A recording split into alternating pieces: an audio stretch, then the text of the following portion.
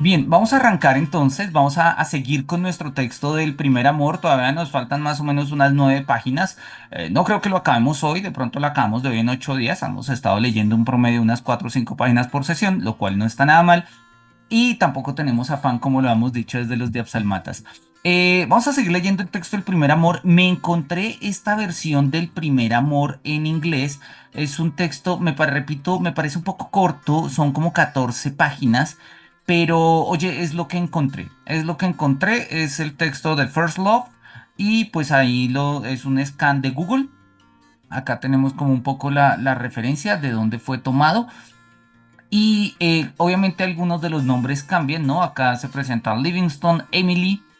Emily es quien a nosotros tenemos acá con el nombre de Emmeline, ¿sí? Pues que bueno, se entiende un poco. Está Charles, está Renville. Y esta frase tan icónica que habíamos visto es con la que termina la obra, ¿no? De fue un error, confundí lo pasado con lo venidero, pues lo tenemos justamente al final de la obra. Cuando Emmeline, si recordamos que Emmeline se queda con Rinvier y dejando a Charles, pero asume que Charles es Rinvier. Bueno, en fin, a ella le da un poco lo mismo y dice como, I suppose I mistook the past for the future, ¿sí? Que es justamente la frase que está diciendo Kierkegaard, ¿no? O sea, pero que como la cita acá, fue un error confundir lo pasado con lo venidero. Entonces, acá está. Ahora más tarde les comparto el link de este texto. Está en inglés, podríamos intentar leerlo en inglés. Sí, a quienes pues a quienes podamos hacerlo y a quienes no, pues podemos igual intentarlo, no pasa nada. Y si no, pues buscamos alguna traducción de inteligencia artificial o con Google o alguna cosa. Entonces, pues ahí está como el referente. Lo leí, me pareció chévere, pues está bien. Digamos que la traducción, hay unas palabras que no son muy usuales, muy típicas, pero bueno, se puede entender. Me parece más divertida la interpretación de Kierkegaard que el texto, a decir verdad. Pero bueno. Sí, vamos a profundizar un poco en ello y pues tenemos acá la referencia. Y cuando suba este video al canal de YouTube, este texto va a quedar pues ahí alojado como un link y pues lo voy a poner en todas las sesiones. Entonces, bien, la vez pasada habíamos dicho, habíamos terminado que justamente el problema era saber si hay un primer amor que es de carácter numérico o hay un primer amor que es de carácter existencial. Y lo que Kierkegaard había encontrado es que el primer amor puede ser, o sea, implica una especie de sofismas, o si se quiere, él lo llama así sofismas, ¿no? Si nosotros asumimos cualquiera de las dos posturas. O sea, estamos ahí ante una tensión. Si el primer amor es primero numéricamente respecto al segundo, y simple y llanamente la valía del primero es porque fue el primero, pues la valía del segundo es porque fue el segundo, y la valía del tercero es porque es el tercero. Y en este sentido, la diferencia entre amores sería cuantitativa, no cualitativa. O sea, no, pues como que cada amor es diferente y ya está y sería puestos en una serie que se llama El amor. Y eso a Kierkegaard no le parece muy sensato cuando nosotros hablamos de el primer amor.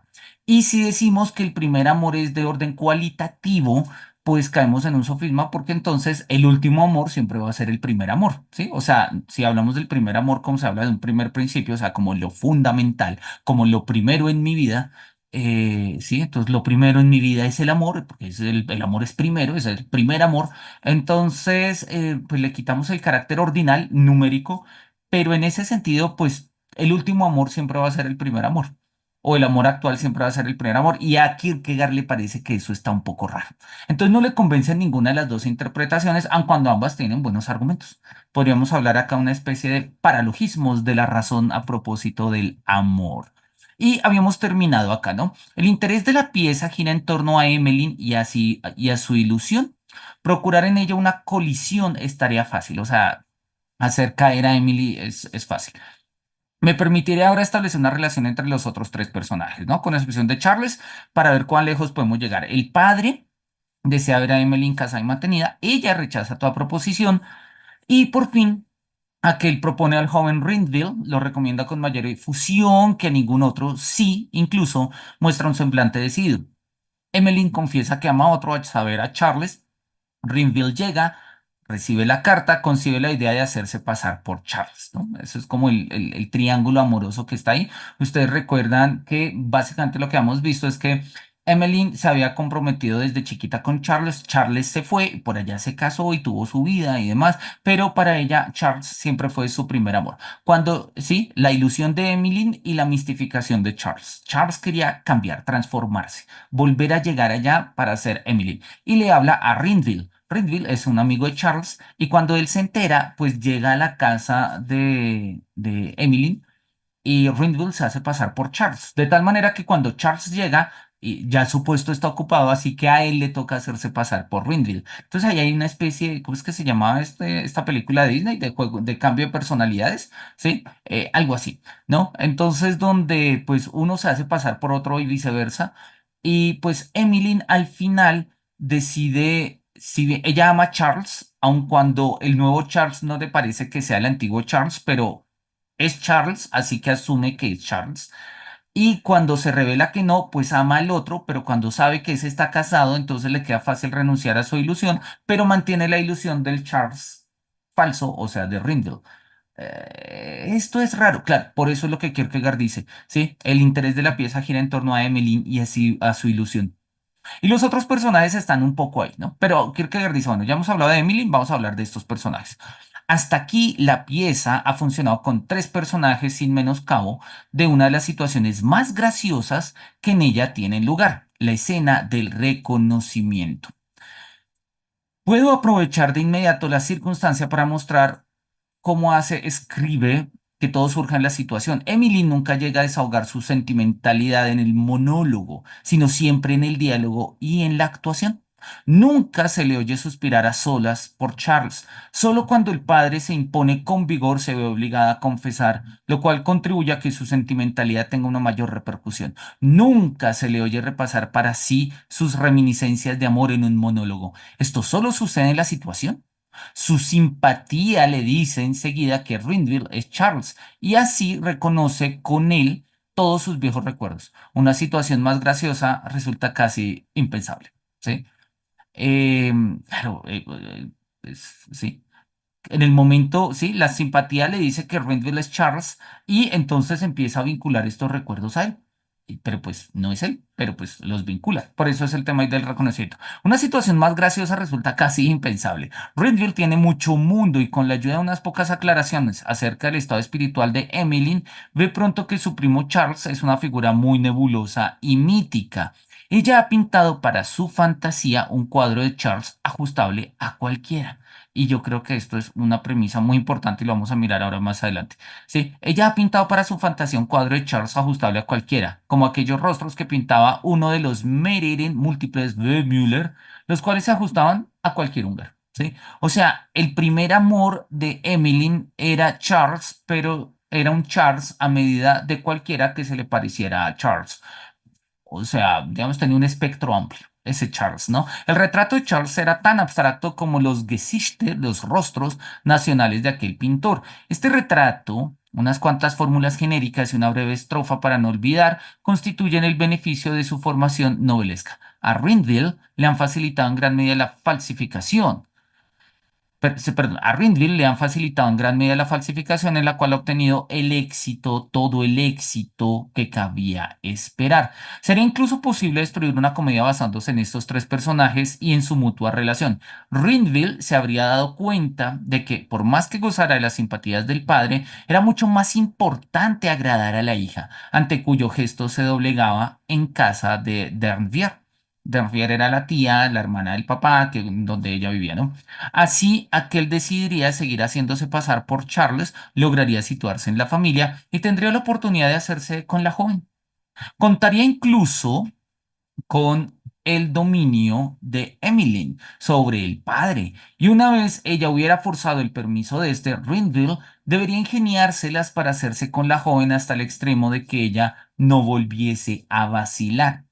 Vemos con facilidad qué hay de imperfecto en este planteamiento. Para inducir a la hija a confesar su secreto, Danvier tiene que habérsele impuesto con mucho vigor. Si no, ¿por qué no se le había confesado por primera vez que él habló del matrimonio? O sea, el padre dispone de múltiples razones para desear a Rindle como yerno. Recordemos que Rindle, pues, es más acaudalado, tiene mejor situación económica, mejor reputación. Charles ya se casó, estuvo por allá dando vueltas, perdió todo su dinero, un poco así como el hijo pródigo, y cuando vuelve, pues ante el padre que entiende la situación, pues prefiere mantener la mascarada, ¿no? Prefiere mantener a Ringfield como Charles, a Charles como Ringfield, y pues en este sentido que Emily no se dé cuenta. Y pues eso es lo que piensa y desea el padre. Y Kierkegaard lo va a decir, cuanto más se empeñe en esto, más tensa será la relación y menos probable resultará que acceda a que Emmeline se despose con Charles. Por otra parte, tiene que haber una probabilidad dramática de que Emmeline se equivoque. Esta probabilidad la logra el poeta al disponer que sea ella quien dé la noticia cuando Charles está por llegar y que el presunto Charles, o sea, Renfield, le preste atención a ese mismo instante. El apuro y el celo del padre por esconder la llegada de Charles lo corrobora todavía más en su convicción de que se trata realmente de Charles. Ahora voy a tomar el cuarto personaje para mostrar la excelencia del planteamiento y el modo en que una situación supera a la otra en gracia. A ver, obviamente acá Kierkegaard está tratando de mostrar un poco y cuál es como la estética de la comedia moderna. Y la estética de la comedia moderna lo está tratando de mostrar Kierkegaard. Y de hecho ahí lo tenemos la idea de lo cómico y difícilmente nos imaginaríamos algo más cómico, ¿no? Una situación más graciosa sería difícil. Acá dice cómo nos podríamos imaginar algo un poco más gracioso también, ¿sí? Todas estas referencias que nosotros podríamos ver acá y más arriba hacen, digamos, muestran que Kierkegaard se está pensando una estética de la comedia. Dicho en otros términos, ¿qué necesitamos para hacer comedia? Y lo que Kierkegaard está mostrando es, bueno, tenemos varias cosas, ¿no? Ya tenemos como un edificio categorial armado. El mundo moderno crea comedias a través de confusiones. Sí, pero no es una confusión cualquiera, es una confusión con el sentido. Bueno, dale, toda confusión tiene que ver con el sentido. Sí, pero repito, no es una confusión cualquiera, es una confusión con el primer sentido, con el sentido de la vida. Es una confusión con el primer amor con eso, con el primer sentido de la vida. Y cuando se nos confunde el sentido de la vida, ¿sí? Pues eso o puede resultar trágico o puede resultar cómico. ¿Cuál va a ser la diferencia? Y lo que Kierkegaard está tratando de mostrar es que mientras que en la tragedia, y eso lo habíamos visto ya con Antígona, nosotros nos centramos en el dolor y en la pena, o en el sufrimiento y el dolor, es decir, en el sufrimiento y en la reflexión del sufrimiento, en la comedia nosotros nos fundamos o nos basamos en la ilusión y en la mistificación. Entonces, en la tragedia hay pena, hay dolor, ¿sí? Recordemos que para Kierkegaard el dolor significa la reflexión sobre el sufrimiento y para Kierkegaard eso es fundamental que exista, o sea, la tragedia implica pensar sobre el sufrimiento. Eh, Eso es lo trágico. Eso es lo trágico. La comedia no, la comedia podríamos no darnos cuenta o si nos damos cuenta, nos ilusionamos con otra cosa o mistificamos, ¿o sí? Entonces, donde él va, él ya lo dijo, ¿no? La mistificación incluso es una forma de ilusión. Mistificamos y hacemos pasar esto por lo otro y ya está. Y entonces uno puede ver personas completamente llevadas en su vida, ¿sí? Pero visto de una manera amplia. Es una comedia lo que está pasando, porque esta gente ve todo lo que está mal y al final se ilusiona con cosas que no son, mistifican cosas que no existen y ya, y la llevan. Y uno dice, pero eso está raro. O sea, claro, quizás reírse de las otras personas es de mala educación, pero puesto en el teatro es más fácil, da risa, porque uno dice como, ¿esta gente qué? Lo podemos ver, que una persona, no sé hasta qué punto haya sido un gran lector de Kierkegaard o no, pese a que sí fue un gran lector y fue un gran existencialista del cine, fue Woody Allen. Woody Allen tiene una película que se llama, lo compartamos acá, se llama Whatever Works, creo que se llama. Sí, pero a ver, compartimos acá la pantalla. Woody Allen tiene una película que se llama Whatever Works, así la tradujeron en inglés. Si la cosa funciona, se la recomiendo. Cuando tengan tiempo, se la recomiendo. Es una buena película, es divertida y digamos que tiene que ver justamente con eso. Hay una persona que es este es el protagonista, sí, vamos a ponerlo acá. Este es el protagonista que es un profesor de física cuántica en Nueva York o una cosa así. O sea, el tipo es durísimo. Y él es el único que se da cuenta que está en una película. En algún momento tiene como el insight y dice como, "Hmm". estamos en una película. Y él empieza a salir con, bueno, se divorció y todo ese tipo de cosas, y empieza a salir con esta chica joven, ¿sí? Tiene, no sé, es una estudiante, tiene 20 y punta años, y obviamente él está feliz de estar con una chica joven, pero sabe que ella a él no lo ama. Él sabe que ella simplemente lo admira porque, oye, es porque el saber, el poder, la estabilidad, todo ese tipo de cosas atraen. Entonces ella se enamora de él, pero él se da cuenta que ella no está realmente enamorada de él, sino que es admiración. Entonces ahí hay una confusión. Pero él, ¿cómo se toma esta confusión? ¿Reflexionando sobre su dolor? No. En el momento en el que él se da cuenta incluso que es un personaje de cine, dice como, o sea, todo esto no es más que una estructura del guión y tal, y rompe la cuarta pared, dice, bueno, pues hagámosle. Y entonces mistifica. Mistifica y mantiene la ilusión. Y por eso nosotros podríamos considerar que, pues, esto obviamente es una película, pues podríamos clasificarla claramente o kierkegaardianamente como una comedia.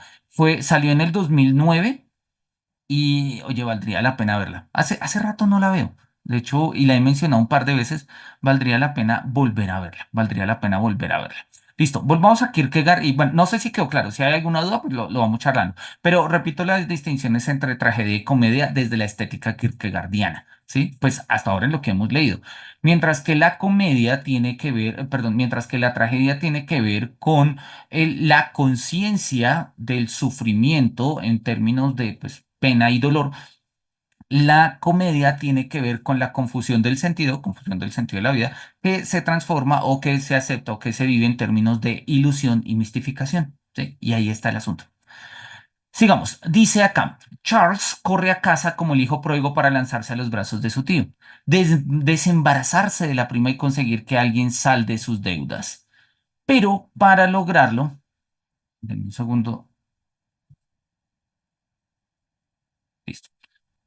Pero para lograr todo esto, debe ir de incógnito, así como casi todas las situaciones son una broma infinitamente graciosa a propósito de la sentimentalidad de Emmeline, así también son casi todas las situaciones una broma igual de graciosa a propósito de la mistificación de Charles.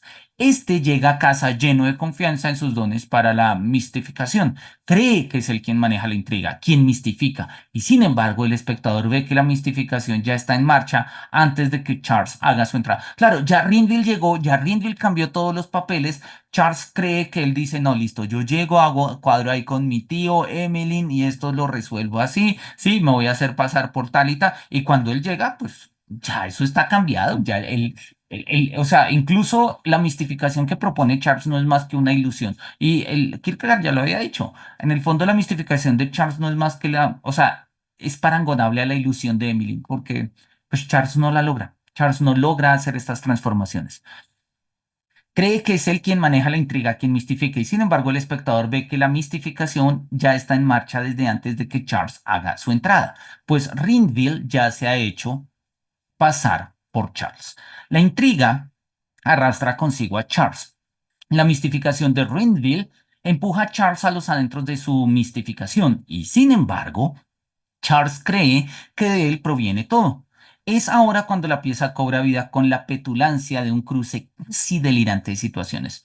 Todos y cada uno de los cuatro personajes se mistifican con reciprocidad. Y obviamente eso marca un tema en la comedia, ¿sí? Yo creo que mm, las grandes comedias, o sea, o por lo menos las grandes comedias del siglo XIX, incluso las del XX, no sé hasta qué punto hoy en día valdría la pena pensar una estética de la comedia actual, pero las grandes comedias juegan un poco con esta confusión. Hay una comedia muy buena de Oscar Wilde que se llama, pues bueno, así se llama en inglés, La importancia de llamarse Ernesto. ¿Sí? La importancia de llamarse Ernesto, así se llama, que en inglés realmente es The Importance of Being Ernst. Esto es un juego de palabras en inglés, donde, ¿sí? La traducción literal sería la importancia de ser honesto, pero también se traduciría como la importancia de llamarse Ernesto. Y resulta que pues el personaje es un es un tipo que se llama Ernesto, ¿sí? Y pues trata un poco pues, de esta confusión de un Ernesto honesto y de un Ernesto no honesto, cuando pues básicamente en español suena parecido, Ernesto honesto, pero en inglés, o por lo menos en el inglés británico de la época, sonaban completamente igual, ¿sí? Entonces Ernest y Ernst, ¿sí? De Ernesto y de honesto, pues tienen el mismo sonido, son palabras homófonas y esa confusión, ¿sí?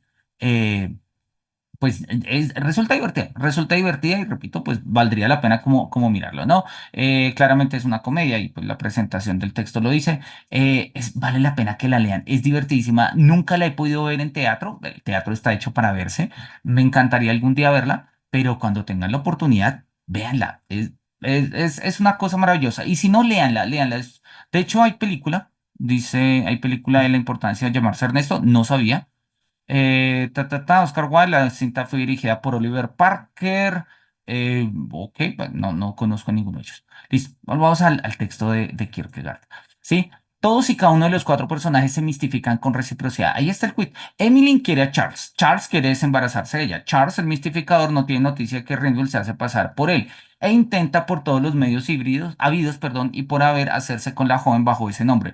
Rendell no piensa que Charles, haciendo las veces de Rendell, lo desacredita del todo. Danvier se queda con Rendell, pero con quien en realidad se queda es con Charles. Emmeline se queda con Charles, pero con quien en realidad se queda es con Rendell. De este modo, toda la operación se disuelve en un sinsentido. Sí, claro, sí. De este modo, la operación se resuelve en un sinsentido. Aquello en torno a lo cual gira la pieza es nada. Aquello que queda de la historia es nada. Y eso es lo brutal de la comedia. ¿Sí? Porque la comedia en el fondo puede terminar en un profundo sinsentido, puede terminar en un profundo sinsentido. Hay un texto que me gusta mucho que se llama La risa de Bergson.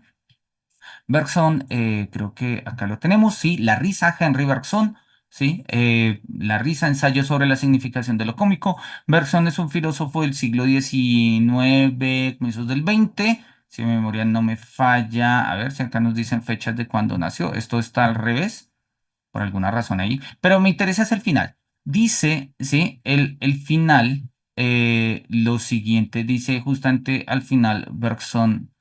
Denme un segundito y miramos la última parte. Este texto está mal escaneado. Tengo acá otro. Abramos el otro. Acá está, la risa. Tal vez esto sea mejor. Dice apéndice, el apéndice. Mm, Dice, termina, y esta es la última palabra, el último parrafito con el que Bergson, pues, es el último párrafo, es el párrafo final. Dice, igual que esta espuma nace la risa, acusa en lo externo de la vida social las resoluciones superficiales, dibuja por un momento la movilidad de estas sacudidas. Ella es también una espuma a base de sal, chispea como la espuma del licor, es alegría, pero el filósofo que la recoge para saborearla encontrará algunas veces, por una exigua cantidad de materia, una cierta dosis de amargura. Si detrás de la risa podríamos nosotros encontrar hmm, algo complejo, algo doloroso. Debajo de la risa podríamos nosotros encontrar algo difícil, algo complicado. Y bueno, justamente eso es algo que Kierkegaard va a encontrar y que Kierkegaard va a trabajar, ¿no? Cuando tengan tiempo, échenle una mirada al texto de la risa de Bergson, ¿sí? Acá nos comenta Sandra lo siguiente, dice, no recuerdo de quién es la frase que dice una tragedia. Cuando se vive por primera vez es tragedia, cuando se recuerda, sí, se vuelve comedia. Una segunda o tercera vez, cuando se recuerda por una segunda o tercera vez, se vuelve comedia. ¿Esto nos podría indicar algo de la temporalidad de la tragedia o qué comedia o tragedia están irremediablemente relacionadas? No, yo creo que es, a ver, si están relacionadas comedia y tragedia, podríamos pensarlo de manera hasta cierto punto dramáticas. O sea, de hecho, me voy a servir de un ejemplo muy simple para tratar de seguir tu razonamiento que me gusta. Em, si nosotros recordamos las máscaras del teatro griego, estaban asociadas precisamente a eso, a las formas de la comedia y de la tragedia, ¿no? Entonces tenemos como la máscara de la comedia que ríe y la máscara de la tragedia que pues llora o que se lamenta, ¿no? Y pues de hecho estas son como nuestras formas elementales de representárnosla. Y si nosotros miramos son máscaras que están unidas, ¿sí? O sea, es como un poco la idea de comedia y tragedia van de la mano. Nosotros históricamente hemos reflexionado más sobre la tragedia que sobre la comedia porque, oye, esa es una excelente pregunta.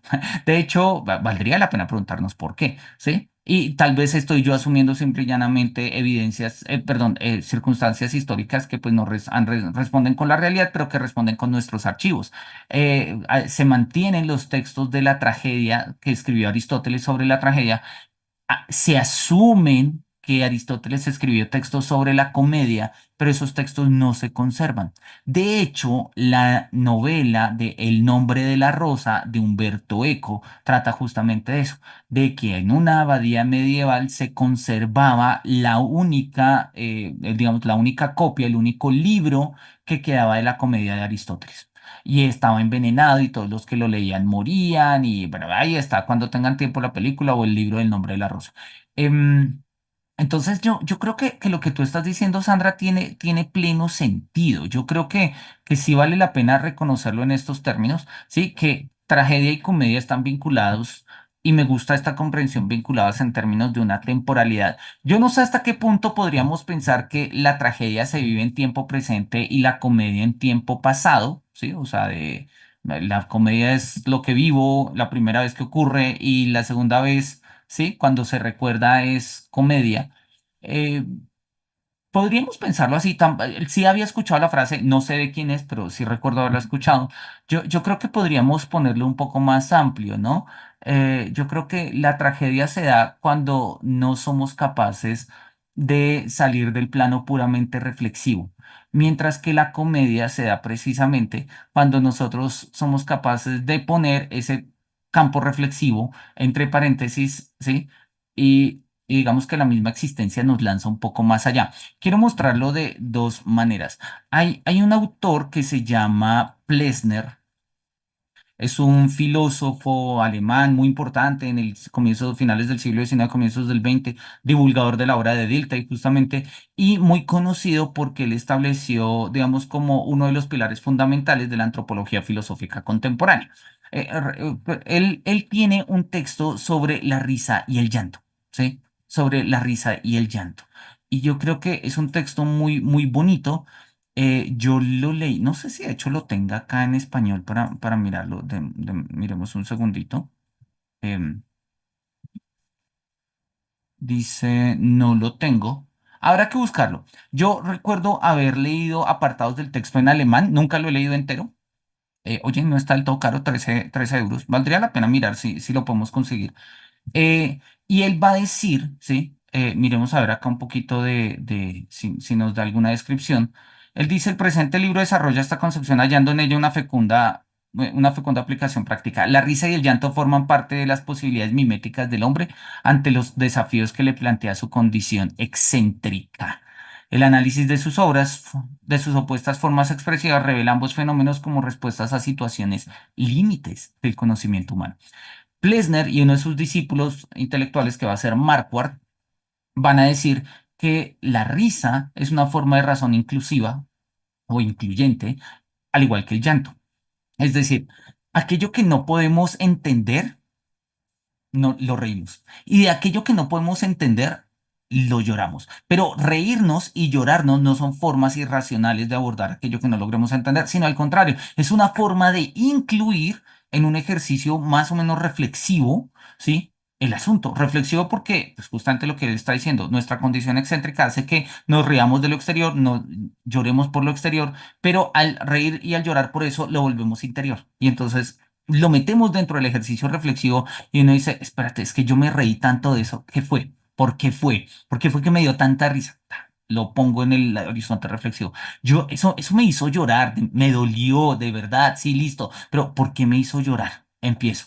Entonces, estas son experiencias, va a decir Plesner, risa y llanto, que son experiencias incluyentes. O sea, eso, pues, como lo está diciendo ahí, ¿no? Son formas miméticas del hombre ante los desafíos de su posición excéntrica que los vamos a entender como situaciones límite. Situaciones límite en términos de, pues, de la dimensión reflexiva, porque la risa es como, espérate, espérate, espérate, eso es tan bueno, no entiendo muy bien, pero me voy a reír porque es una forma de, voy a seguir reflexionando sobre ello. Y el llanto es lo mismo. Claro, es una perspectiva filosófica, podríamos mirar unas perspectivas biológicas o unas perspectivas psicológicas y quizás encontremos otros asuntos. Si caracterizamos metonímicamente, o sea, tomando el todo por la parte o por simple y llanamente parecidos, ¿sí? La relación entre risa y llanto con la relación entre comedia y tragedia, podríamos darnos cuenta que hay algo como esto allí, que hay algo como esto allí. Entonces yo sí creo que están relacionadas, que una de sus relaciones tiene que ver con la temporalidad, pero no en términos de una sucesión. O sea, no es que la tragedia va primero y luego va la comedia, aun cuando entiendo el por qué se dice así, sino más bien en términos de una temporalidad de mantener en el tiempo reflexivo aquello que nos hizo llorar y aquello que nos hizo reír. No sé si con esto más o menos pueda quedar como consolidada una reflexión sobre eso. Me parece muy lúcido de todas maneras todo esto que estás poniendo ahí, Sandra. Pero bueno, ahí dice sí, gracias, chévere. Volvamos a Kierkegaard. Kierkegaard, eh, de hecho, Kierkegaard también lo va a decir, pues no lo va a poner en estos términos. Kierkegaard va, dame un segundito en el concepto de la ironía, sí, nos va a decir algo por el estilo. Kierkegaard en el concepto de la ironía nos va a decir, eso es en el último párrafo del concepto de la ironía. La ironía como momento denominado por la ironía, esto debe ser página 340 y bueno, no sé. Miremos a ver si corresponde, 337, ¿sí? Él justamente va a terminar el texto con una distinción, ¿sí? Él dice, mira, en caso de que se plantee finalmente la pregunta acerca de la validez eterna de la ironía, esta pregunta solo puede hallar respuesta cuando se entra en el ámbito humorístico. El humor comporta un escepticismo mucho más profundo que el de la ironía. Y a mí me llama la atención esta distinción de Kierkegaard. Para Kierkegaard, la ironía hace parte del estadio estético y el humor hace parte del estadio ético. Y la diferencia entre ambas es una diferencia entre sus formas de escepticismo. Dice, pues en este caso ya no se trata de la finitud, sino de la pecaminosidad. El escepticismo del humor se relaciona con el de la ironía, de la misma manera que la ignorancia se relaciona con la antigua sentencia, creo, porque es absurdo, pero comporta asimismo una positividad mucho más profunda, pues las determinaciones con las que se maneja no son humanas, sino teándricas. No le bastan con convertir al hombre en hombre, sino que quiere convertir al hombre en Dios hombre. Pero todo esto cae fuera de los límites de esta investigación y en caso de que alguien ande en busca de material para reflexionar, habré de remitirlo a la reseña que el profesor Martensen ha hecho de los poemas nuevos de Heiberg. Punto. Oye, terminar una tesis doctoral así es un poco raro, pero bueno, ahí está Kierkegaard siendo Kierkegaard y él lo dice. Lo dice, el humor en este sentido tendría un poco más que ver con la comedia y la ironía con la tragedia. No directamente y menos en lo que estamos leyendo, pero tratando de mantener un poco la ironía como estadio estético y el humor como estadio ético. Y la diferencia es que el humor puede llegar a ser más descarnado, más brutal, ¿sí? Porque al final, recordemos lo que había pasado en el texto de Siluetas. En el texto de Siluetas, Kierkegaard nos había dicho, claro, María Beaumarchais, Margarita y todas estas mujeres que nos habían descrito sufren, ¿sí? En tanto que no han tomado el acto de la voluntad. Él dice, la única forma de salir de esto es con un acto de voluntad donde dice, ya no vamos a sufrir más, no voy a seguir pensando en esto y tales. Asumiendo que seguían pensando, pues siguen sufriendo porque en la reflexión está la pena. Y de todas maneras la reflexión nos deja algo, nos deja un yo que sufre y le seguimos dando vueltas. Pero la comedia puede llevarnos al nihilismo. La comedia puede llevarnos al nihilismo. Mucho más allá, mucho, de una manera mucho más brutal que la tragedia, ¿sí? Y eso es lo que él dice. Aquello en torno a lo cual gira la pieza es nada. Aquello que queda de la historia es nada. Si nuestra vida se vuelve una comedia, pues puede que detrás de todo esto simple y llanamente no haya nada. Y eso es perturbador porque además nos da risa. Eh, Ahí está un poco el quid del asunto, ¿no? Lo habíamos visto en los Diapsalmatas, ¿no? Lo habíamos visto en los Diapsalmata cuando Kierkegaard hablaba de la capacidad de reír. Yo creo que busquémoslo simple y llanamente para mirarlo. Acá estamos dame un segundo, em, ¿cómo lo buscamos acá? Deberíamos encontrarlo. Acá está. Dice en número 35. Miremos a ver dónde es que lo encontramos. 35. Acá está. Dice, lo mismo que según la leyenda sucedió a Parmenisco, a saber que perdió la facultad de reír en la cueva trofónica, en la cueva de Trofonio, y que la recuperó en Delos al contemplar una masa informe que era expuesta como la imagen de la diosa Leta, es lo que me ha sucedido a mí. Siendo aún muy joven, me olvidé de reír en la cueva trofónica. O sea, perdí la capacidad de reír. Cuando maduré, cuando abrí los ojos y contemplé la realidad, me dio por reír y desde entonces no he cesado de hacerlo. Observé que el sentido de la vida era ganarse el pan de cada día y su objetivo llegar a ser consejero de justicia, tener un cargo en el ministerio, ser nombrado por el distrito, que el más preciado placer amoroso consistía en dar con una joven adinerada y la bienaventuranza de la amistad en sacar al otro de sus apuros económicos, pecuniarios, que la sabiduría era aquello que la mayoría consideraba como tal, que era entusiasmo pronunciar un discurso y que era coraje arriesgarse a ser multado por 10 reales, con 10 reales, que era cordialidad decir buen provecho tras una comida y que era temor de Dios comulgar una vez al año. Todo eso vi y me reí.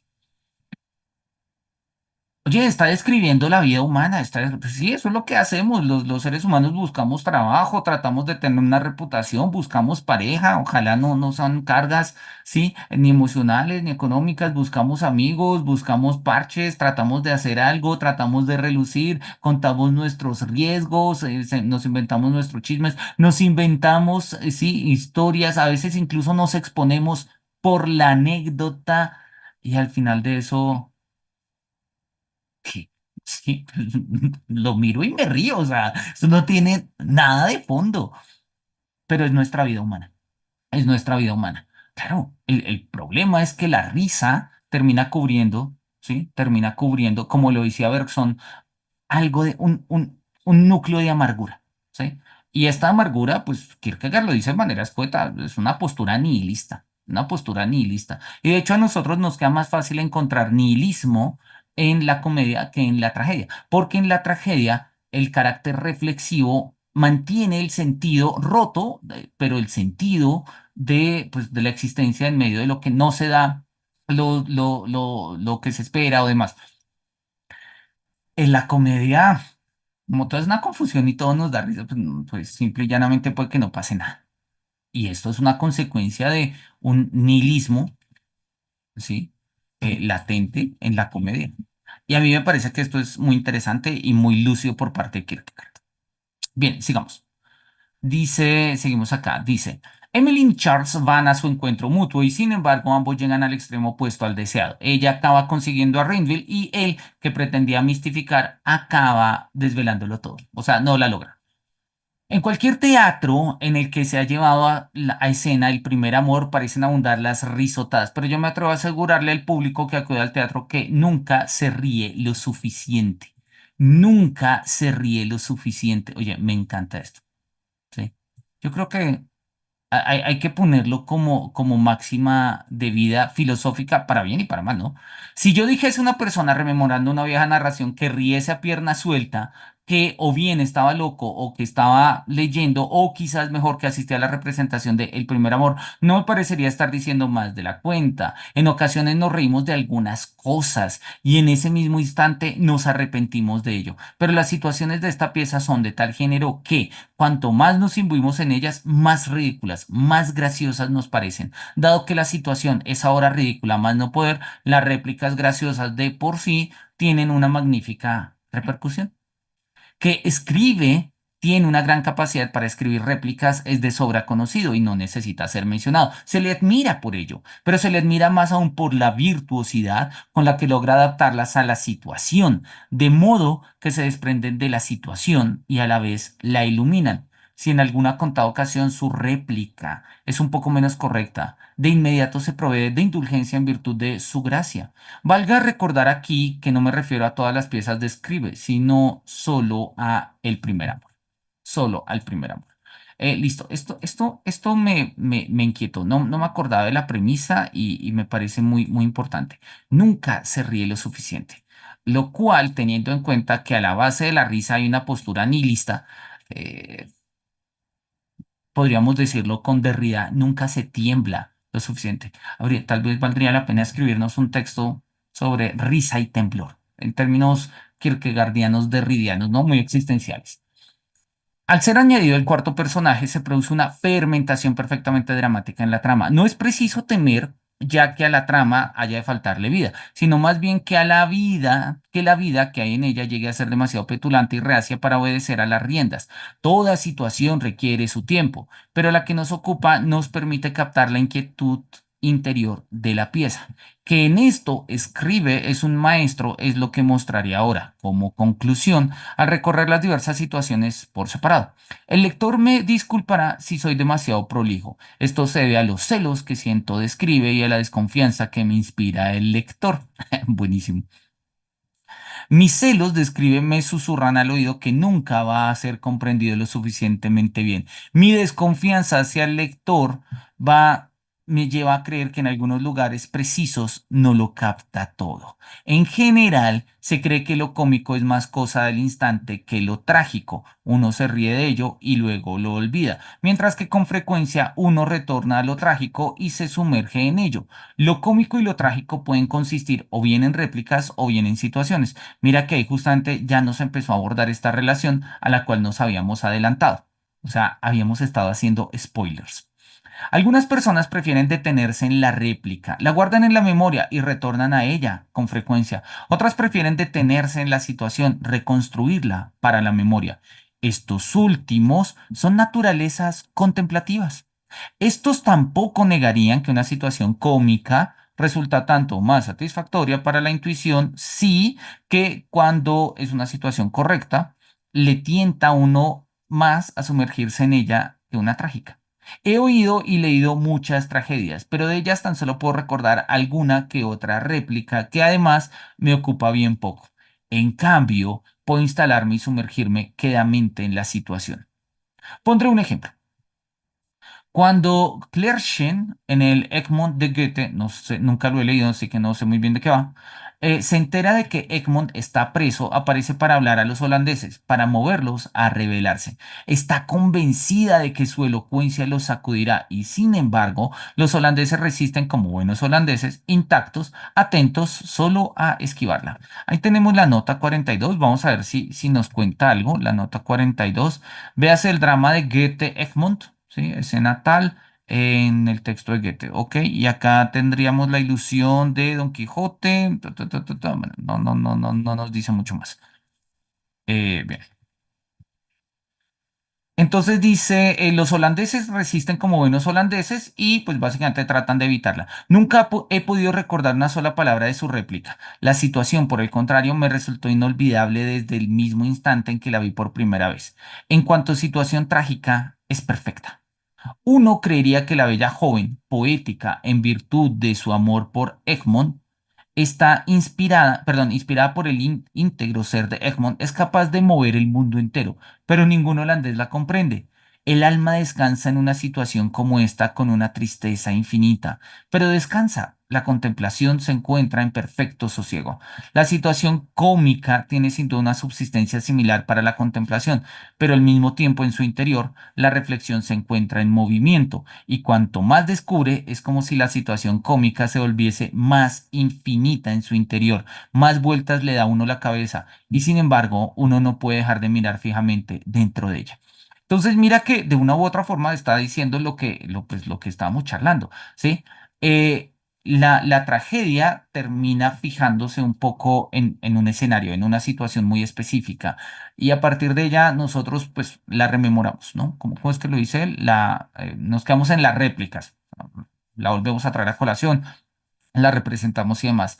Pero la comedia empieza a ser un remolino y va absorbiendo y va absorbiendo y va absorbiendo, y en la medida en que nos centremos en ella y vayamos mirando, ¿sí? Se va volviendo cada vez más infinita en su interior.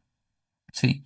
Y esto es curioso, ¿sí? Cuando pues de verdad entendemos lo cómico de la comedia, porque al final pues termina siendo algo que pues termina girando sobre sí mismo en una nada, ¿sí? Termina devorándose a sí mismo, pero pues en el fondo no hay nada, ¿no? Entonces, comedia y tragedia.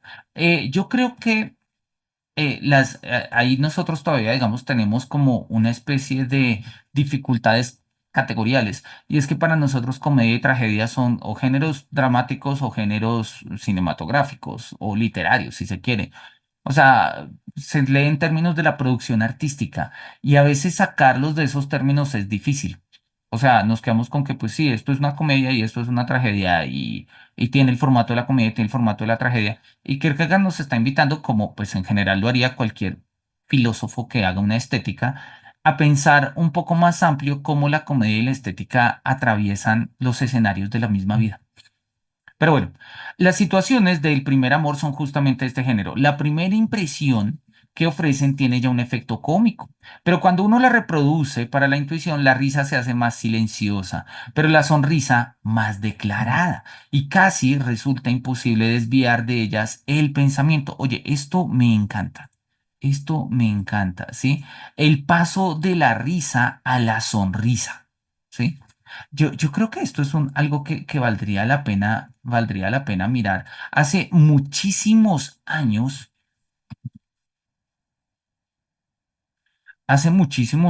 y vamos a compartir acá el texto, hace muchísimos años, acá está el texto de Plessner, escribí un texto que se llama La última risa de Kierkegaard. Por allá, ahí está, La última risa de Kierkegaard en el 2008. Ese fue un texto, miremoslo acá.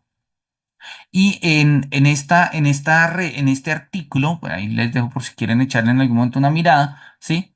Esto no es del 2015, esto es como el 2008, sí, de hecho 2008, ahí está. En ese texto, pues básicamente yo miro como tres niveles de la risa en Kierkegaard. Y yo recuerdo que uno de los jurados, cuando pues, revisó el texto y me lo recomendó, me dijo como, oye, interesante la postura. Y él me decía, tú hablas de la risa estética, la risa ética y la risa religiosa. Y yo digo, sí, pues de eso se trata. Y Kierkegaard lo muestra. Y bueno, ahí tengo las citas y bla, bla, bla.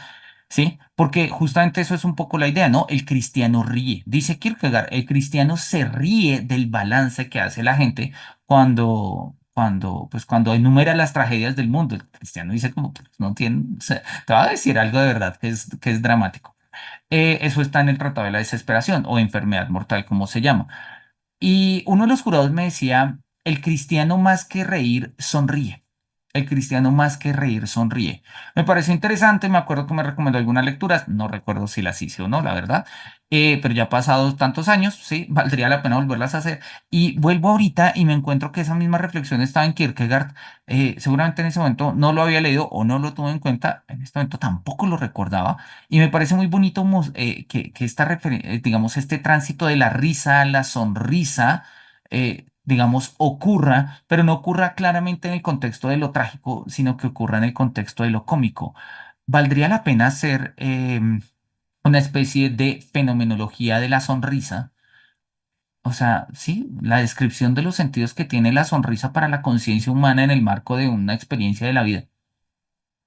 Yo creo que nuestras sonrisas tienen muchas dimensiones y pueden llegar a ser más complejas, ¿sí?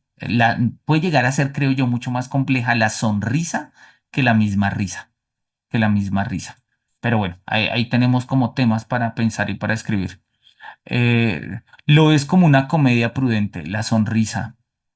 Sí, me gusta eso, me gusta esa idea de una comedia prudente. De hecho, voy a anotarla acá en el texto y voy a ponerte acá la referencia El día que escribamos algo, decir, mira, esto fue una idea que se le ocurrió a nuestra querida estudiante Sandra, ¿sí?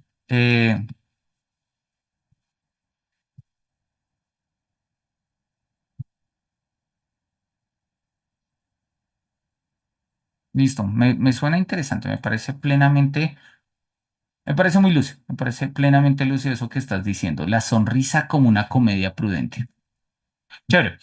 Sigamos entonces acá con Kierkegaard, a ver si avanzamos un par de páginas y bueno, sigue diciendo él acá, ¿no? Bueno, la risa se hace más silenciosa, pero la sonrisa más declarada y casi resulta imposible desviar de ellas el pensamiento.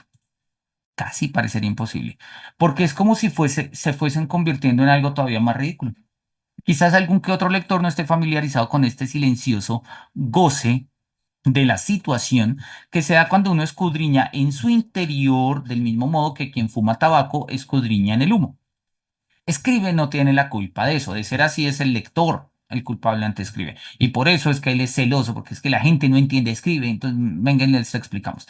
Dernvier se impone con vigor a Emmeline para que ésta se case con Renville. Ella acepta su amor por Charles, confiesa el tan inocente acuerdo que la ha mantenido unida a él. Logra, con buenas palabras, mover al padre a escribirle una carta a Renville que contiene una negativa. Envían al criado con la carta, la familia finge no estar en casa, Rinville aparece, Lapierre, en lugar de darle las órdenes correspondientes a los domésticos, se está calzando las botas de montar, es decir, que Rinville entra a la casa. Entonces escribe, en lugar de permitir que el señor Rinville aparezca y se anuncie a sí mismo, plantea una situación no poco graciosa, en la que se bromea tanto sobre Denvier como sobre Emmeline. Rinville ha recibido la carta, la lee. He aquí de nuevo una situación. No sucede como es habitual cuando se lee una carta, es decir, que la atención se fija exclusivamente en el contenido de la misma. En casa de Denver es donde recibe la negativa el futuro yerno. Rinville concibe su plan. Denver aparece y Rinville se hace pasar por Charles. Listo. Ahí está el seno de todas estas mistificaciones, de cómo Rinville mistifica y cómo se van dando todas estas, digamos, cómo se da la situación cómica como tal. Tenemos aquí una situación perfectamente graciosa. Tenemos una situación perfectamente graciosa. Naturalmente, ningún otro invitado podría haber sido menos bienvenido que Charles, pero Rinville no intuye nada de eso. Renville no intuye nada de eso. La situación no radica en que Renville se haga pasar por Charles, sino en que aquel haya elegido al más desafortunado de todos los posibles, y ello a pesar de creer necesariamente que elegía al más afortunado. Claro, o sea, hacerse pasar por Charles. Charles estaba en la inmunda. ¿Quién se quiere hacer pasar por alguien que está en la inmunda? Pues ante la familia, sí, que no sabía que estaba en la inmunda. La familia sabía, la única que no sabía que estaba en la inmunda era Emmeline, pero igual se hace pasar por él, ¿no? Y es esta confusión, y él lo dice, y esto es perfectamente gracioso, ¿sí? Porque no hay nada más gracioso que hacerse pasar por un desgraciado y ser víctima de las desgracias que no le corresponden, pues por hacerse pasar por él. Y entonces, pues ahí tenemos como un poco el asunto, ¿no? O sea, ahí lo dice. Renville se hace pasar por Charles y con ello, pues, por sus desgracias. La situación radica por lo demás en que Danvers tiene al excelente joven Renville en su casa, sin intuirlo. Si uno está al corriente de las réplicas, ya de por sí correctas, poéticamente hablando, puede gozar una vez tras otra de la situación en un grado superior, porque lo ridículo de la situación se hace en ellas más y más claro. Rinville se inicia en un estilo sentimental y patético. Que esto hubiera de ser correcto podría parecer dudoso. No tiene el menor conocimiento de Charles y no puede saber entonces de qué modo podría tener un efecto más ilusorio. En cambio, sí tiene una idea de la familia de Denver y de ello deduce la índole del resto de los miembros de la familia. Claro, entonces sabe cómo es Charles, ¿sí? Perdón, no sabe cómo es Charles, pero sabe cómo es su familia. Y como no sabe cómo es Charles, pese a que viene a pedirle ayuda, según lo que nos han contado Kierkegaard, y bueno, ahí está en la hora, él dice como, no, perfecto, me va a hacer pasar por este man. Pero pues, el tipo está en la inmunda y hacerse pasar por un man que está en la inmunda, pues implica ciertas consecuencias. sí, que Charles, que Renville haciéndose pasar por Charles, no logra ver del todo, ¿sí? Y pues al final, digamos que vamos a mirar un poco cómo se va desenvolviendo la trama. Al comienzo Kierkegaard lo había dicho, Renville se queda con Emmeline y pues, o sea, Renville habiéndose hecho pasar por Charles, se queda con Emmeline y ese parecería el final feliz. Pero como ya lo hemos mostrado, a Renville no le interesa realmente Emmeline, sino le interesa como una cuestión más bien de estatus y de posición y ya está. De hecho, y más adelante, y eso sí nos lo dijo hace un poquito, quería desembarazarse de ella, quería como, "Ay, o sea, mira, quiero estar acá, quiero gozar de todo esto, pero no canse, no joda, ¿sí? Y pues ese es un poco como estas mistificaciones que terminan haciendo de Rinville un personaje hasta cierto punto confuso. El tipo estaba bien y luego se mete en este berenjenal. No sale mal, pero tampoco es claro que salga bien, ¿sí? Pero bueno, él tiene una idea de lo que es la familia de Denver y pues por eso quiere estar allá, ¿no? Quizás consideremos este inicio incorrecto, pero no podemos negar que escribe compensa esta flaqueza mediante la gracia de las réplicas y la intuición que despierta en el lector acerca del Charles real. Lo incorrecto radica en que la primera locución de Rinville es tan patética que parece como si temiera no ser bienvenido, lo cual, sin embargo, y a juzgar por lo presente, Rinville debería justamente creer. Pese a su estupidez, Renville se asemeja casi en exceso al Charles real. El tío, pese a su estupidez, parece haber captado bastante bien a Charles, que pretende desembarazarse de él con dinero y le ofrece 6.000 francos al año en lugar de los 3.000 anteriores. Sin comerlo ni beberlo nos encontramos pensando en el Charles real. Entonces, claro, ahí tenemos pues justamente, digamos, como el tema de la confusión a partir de las réplicas, ¿no? Las réplicas, que es lo que estamos mencionando acá, es como cuando volvemos sobre estos mismos puntos, precisamente, que es la forma de establecer las confusiones, ¿no? Eh, Quizás eso podríamos mirarlo, ¿no? En una tragedia rara vez hay una réplica. El dolor de la tragedia puede profundizarse, pero no se replica. O mejor dicho, las réplicas van como a profundidad, van desbaratando al héroe trágico. El personaje cómico, no sé si hablar de un héroe cómico, ¿sí? Como que se termina tropezando siempre con la misma piedra, una réplica.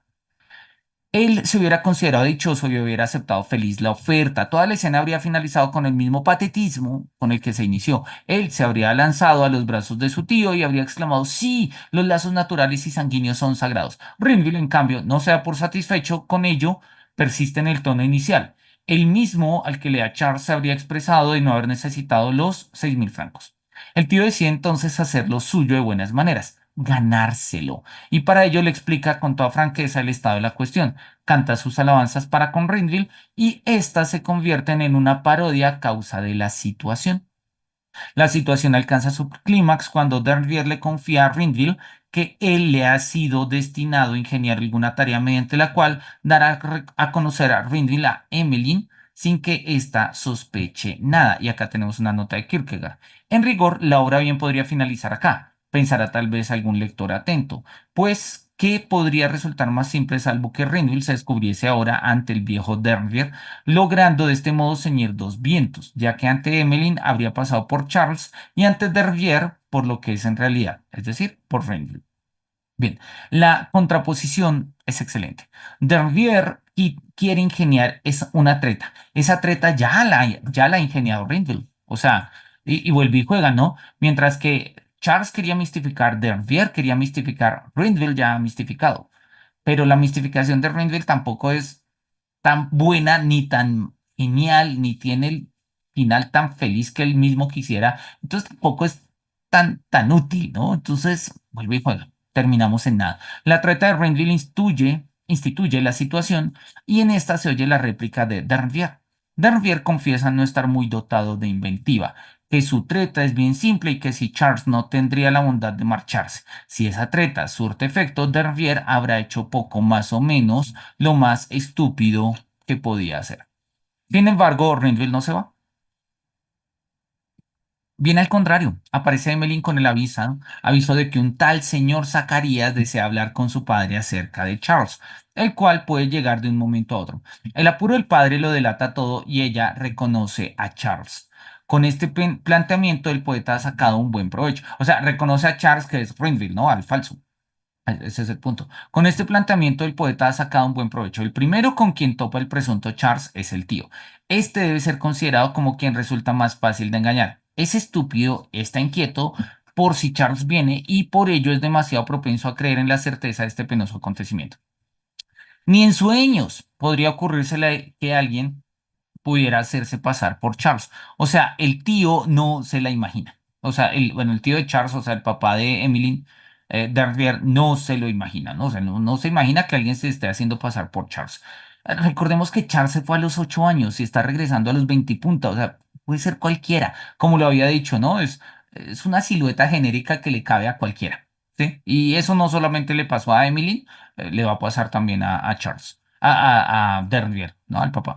Por eso, por lo que a Dervien respecta a Rindril, puede dárselas de audaz. Por lo que a Emmeline respecta, en cambio, tal audacia sería un exceso, pues ella es siempre mucho más astuta. A ello hay que añadir lo desgraciado que sería que Rindril dejase de lado todo decoro y no sería menos desagraciado por lo que respecta a Emmeline. Mas ella dispone ahora de una prueba infalible que se trata de Charles en el apuro del padre. El reconocimiento sucede ante los ojos del padre. Greenville no necesita hacer nada. En lugar de tener que cuidar de su papel, puede relajarse, pues ahora Emmeline ha abierto los ojos. Ella poco menos que fuerza a Greenville a ser Charles. Sí, y ese es el punto de la ilusión de Emmeline. Emmeline, lo habíamos dicho acá, ¿no? Lo habíamos dicho. Ella ha pintado para su fantasía un cuadro de Charles ajustable a cualquiera. Ahí lo habíamos dicho, ¿sí? O sea, Greenville no tiene que esforzarse en ser Charles. Ya es Charles para ella es Charles, punto, ¿sí? Y con eso se resuelven un montón de cosas para ella. Y pues para él también, porque no necesita llevar la treta más allá. Y yo creo que esto es algo interesante de lo que Kierkegaard nos está preguntando sobre el tema del primer amor. ¿Es el primer amor una mistificación? ¿Es el primer amor una ilusión?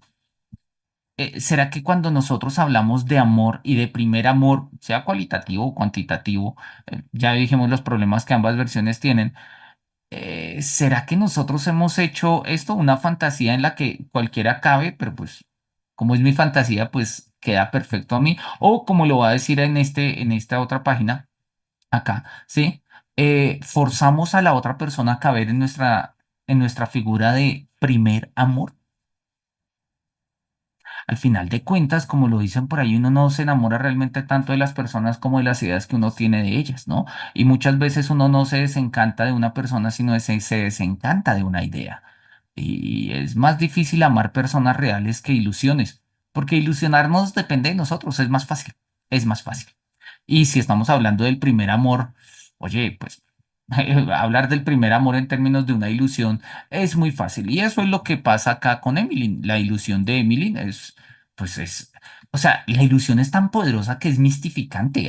Cambia a Greenville por Charles, punto. O sea, que sí, luego al final se va a dar cuenta y tales, pero cuando se da cuenta que Charles está casado y que es un desgraciado y que se parrandeó la herencia familiar y tales, es como, ah, bueno, ya, o sea, me confundí, pero no pasa nada. Sí, o sea, es una ilusión que es incluso más poderosa que las mistificaciones de ambos. Vamos a ponerlo acá como efecto de la ilusión de Emmeline. Emmeline, Emmeline, listo. En este sentido, él, o sea, Rendell, puede darse por exento de toda responsabilidad, como lo hace ella, pues el padre es quien la ha forzado a tomar al primero por el segundo.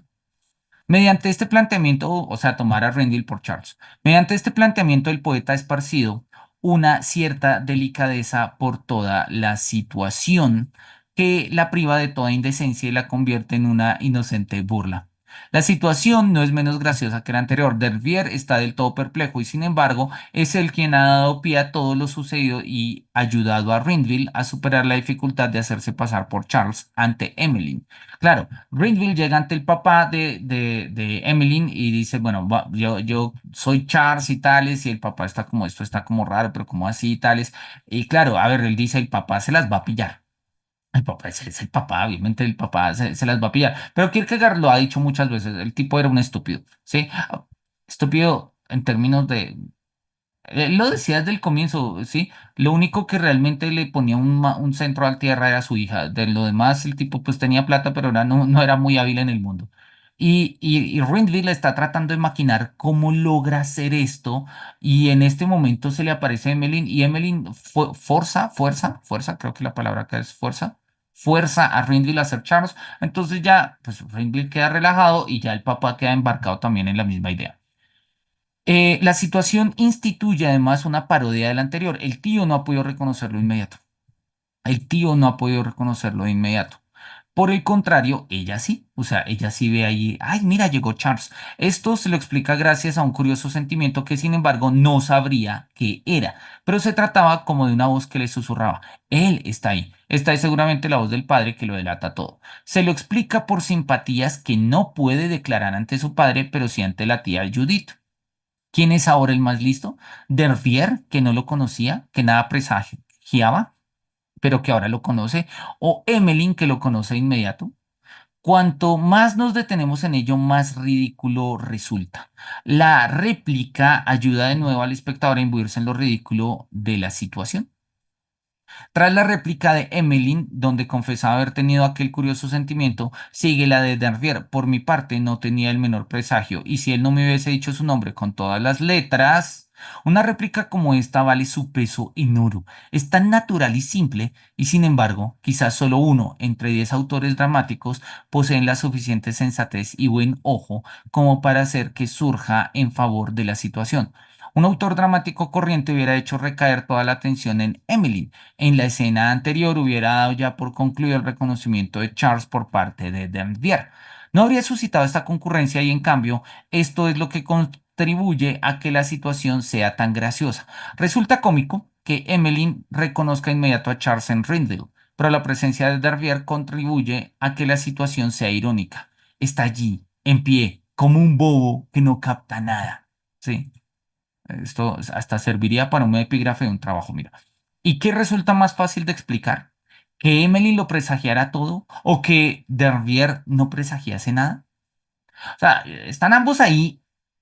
El asunto es completamente, no vamos a decir patente, pero digamos, no cuadra, en ningún sentido cuadra, y es el deseo de Emmeline de que cuadre, el que ayuda a que cuadre, y el papá al que no le cuadra, pues porque el deseo de su hija hace que cuadre, pues entonces sí cuadra, y el otro tipo que llegó allá pues, queriendo que las cosas cuadraran, pero sin saber cómo hacen que cuadra, es gracias al deseo del otro que todo cuadra. Entonces, esto es una confusión muy rara, esto es una confusión muy rara porque pues al final las cosas se dan de una manera que no corresponden, digamos, como a las identidades de la realidad, a que Renville es Renville y Charles es Charles y tales, sino que empieza a verse un cruce y todo se da a partir de una serie de ilusiones. En este caso, la ilusión de Emmeline y la ilusión del papá de ver a Emmeline feliz, claramente. Y esto es, pues, a ver, la fuerza de la ilusión es una fuerza poderosísima, ¿sí? Quizás esa fue la fuerza del primer amor, en ambos sentidos, cualitativo y cuantitativo, como lo quieras ver. Podríamos pensarlo así. Bien, yo creo que alcanzamos a leer el próximo párrafo. Sí, yo creo, nos quedan un par de minutos. Dice, la escena del reconocimiento prosigue en una de las situaciones más afortunadas que podríamos alcanzar a imaginar. Con todo, lo gracioso no radica en el hecho de que ella confunda a Rindle con Charles. Confusiones vemos en abundancia y a menudo en todas las escenas. Una confusión se basa en una similitud real, ya sea que el individuo no es consciente de ella o que él mismo la ha propiciado. Si este fuera el caso, Renville debería, tras superar el examen, saber más o menos qué aspecto tiene Charles, pues Charles debería tener más o menos su aspecto habitual.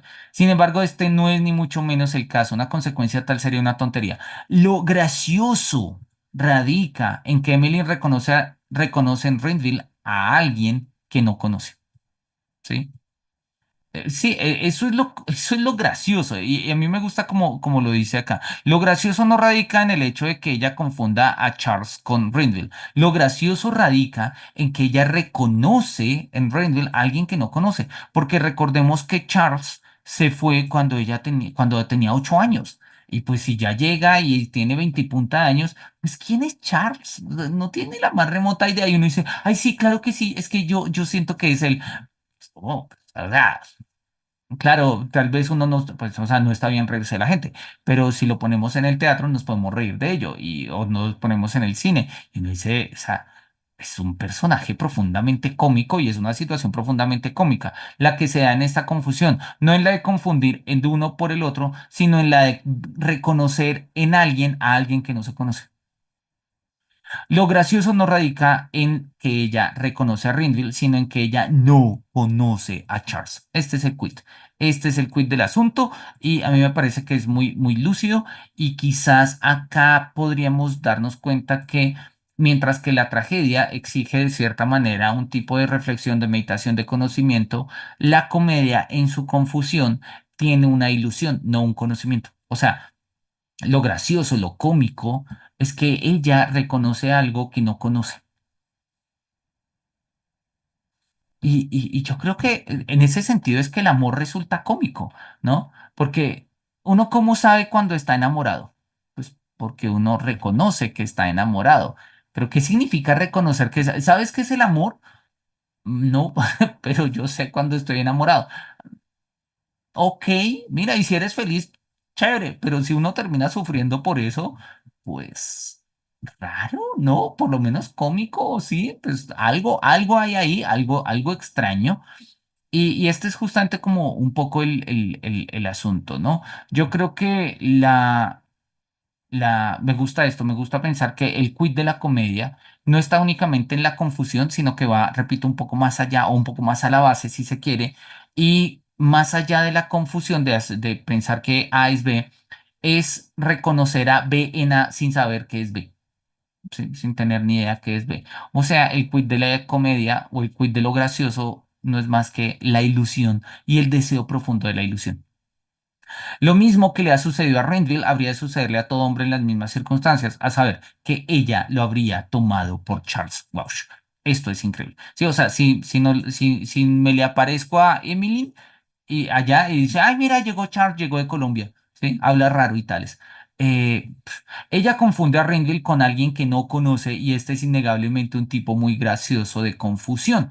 Por ello, esta situación está dotada de un alto grado de verosimilitud el cual diría yo es muy difícil de proporcionar. Y estoy de acuerdo en ello con Kierkegaard. Hacer una comedia verosímil es muy difícil, es más difícil, es más fácil hacer una tragedia verosímil que una comedia verosímil. Y yo creo que por ello es más fácil encontrar en general en nuestros relatos tragedias que comedias. Los personajes cómicos son muy difíciles de hacer y más comedias que sean consistentes. A ver, el mundo del entretenimiento está lleno de comedias, pero son comedias que al final, no sé, terminan, no sé, todas estas comedias típicas, los típicos sitcoms de Estados Unidos, ¿no? El Big Bang Theory, How I Met Your Mother, Friends, etcétera, etcétera. Sí, son buenos, sí tienen sus momentos y demás, pero en algún momento... Tal vez porque las hacen muy largas, no sé, no tengo ni idea. Como que se rompen un poco. Hacer buenas comedias no es tan fácil, no es tan fácil. Hacer buenas tragedias es más fácil. Y digo, a ver, más fácil en qué sentido. No en términos técnicos, sino en términos de que la persona puede quedarse reflexionando sobre el sufrimiento más fácil que la réplica que puede generar en la propia reflexión, ¿sí? Del escenario cómico. Yo creo que nosotros tenemos más catarsis con la tragedia que con la comedia y por ello valoramos las buenas comedias. Yo creo que por eso valoramos nosotros las buenas comedias. Bueno, Ruinville es por eso el hazme reír, por creer haber dado un paso adelante. El Charles de Emmeline es ni más ni menos que una X, un desideratur, o sea, se desea algo, es algo general. Y aquí se ve sin tapujos lo que de otro modo sucede calladamente. Como una joven doncella, como esta, se las compone para formarse un ideal, para formarse un ideal. Pese a ello, ha amado a Charles durante 8 años y nunca amará a otro, porque así sea otro el que llega como Charles, pues para ella ese es Charles. Así no fuera Charles, ¿no? Lo dice como estaría dispuesto a tomar a cualquiera en esas circunstancias. Si topamos con alguna contada réplica que aparece un poco incorrecta, escribe la compensa con una gracia. Así sucede con la réplica de Ringfield. Gracias a Dios, temía haber ido más lejos de lo que deseaba. En resumidas cuentas, Emmeline reconoce a Charles, o mejor dicho, lo descubre. Mientras que Rinville, como era casi de suponer, no llega a enterarse en qué aspecto tiene Charles, Emmeline sí llega a enterarse. Todo esto está muy sabiamente dispuesto, pues ella no lo sabía con anterioridad. La situación es tan delirante que uno puede acabar dudando de la posibilidad de afirmar que es Rinville quien engaña a Emmeline o Emmeline quien engaña a Rinville, pues él es engañado en tanto en cuanto llega a creer que es realmente otro Charles. Ahora bien, a todo esto subyace la infinita clave de que la escena es una escena de reconocimiento.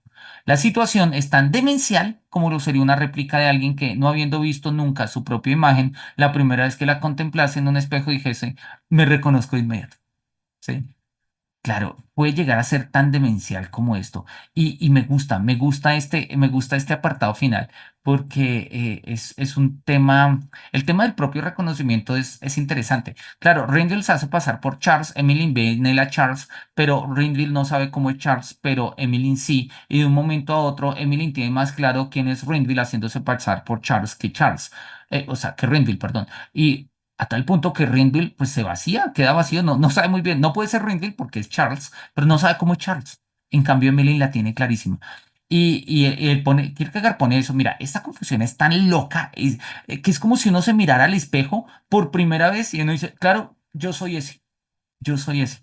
Pero podría ser exactamente lo mismo, ¿sí? Y voy a poner acá el ejemplo de Ítalo, no, o es Pirandello, no, creo que es Luigi Pirandello. Pirandello, que él tiene una obra, y me va a permitir acá compartir la referencia de una vez, y con esto terminamos. Pirandello tiene una obra que se llama Pirandello dice uno, ninguno, 100.000. Este es un libro que recomiendo. Este es un libro maravilloso, raro, ¿sí? Y pues acá nos cuenta un poco la idea, ¿no? Es la última novela de Pirandello. Y él dice, un hombre sufre una crisis de identidad por una banal observación sobre su nariz que le hace su mujer mientras se mira al espejo.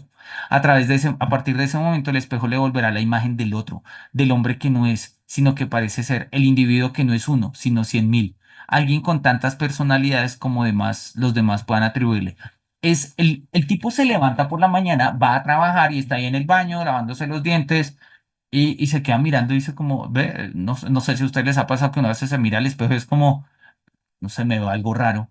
Y él le dice, amor, me veo raro. Y la esposa le dice, no. Y le dice, espérate, sí, ¿qué tienes en la nariz? Y él, ¿es la nariz? ¿Será? Bueno, y sale y llega al trabajo y le dice, oye, ¿y qué te pasó en la nariz? Y es la nariz.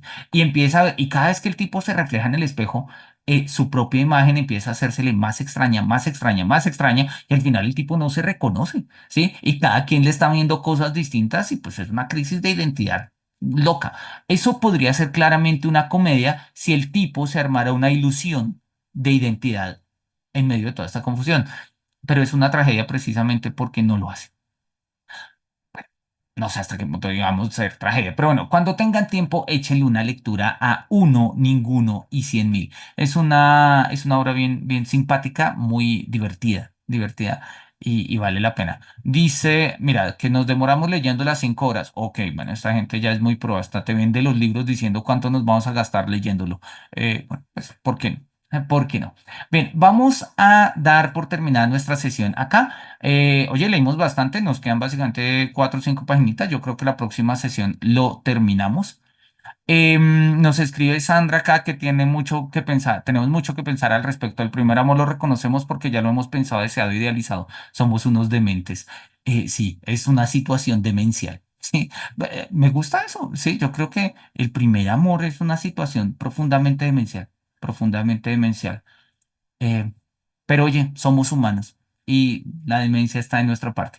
Bien, no me resta sino agradecerles nuevamente acá a Sandra, Ana María, por estar conectados, todas las personas que nos siguen a través del espacio de YouTube y a quienes pues se van conectando poco a poco en estos escenarios. Nos vemos dentro de 8 días. Yo creo que dentro de 8 días terminamos, ¿sí? El próximo 11 de mayo. Hoy es 4, mañana es 5, mañana cumpleaños Kierkegaard. Y así que pues vamos a despedirnos con nuestro amigo Kierkegaard de confianza y de cariño, que les deseamos desde acá, ¿sí? Un feliz cumpleaños a nuestro amigo en la remota Dinamarca, desde la cercana Cundinamarca, ¿no? Un feliz fin de semana, un placer estar con ustedes, que los cielos nos miren con su beneplácito y hasta pronto.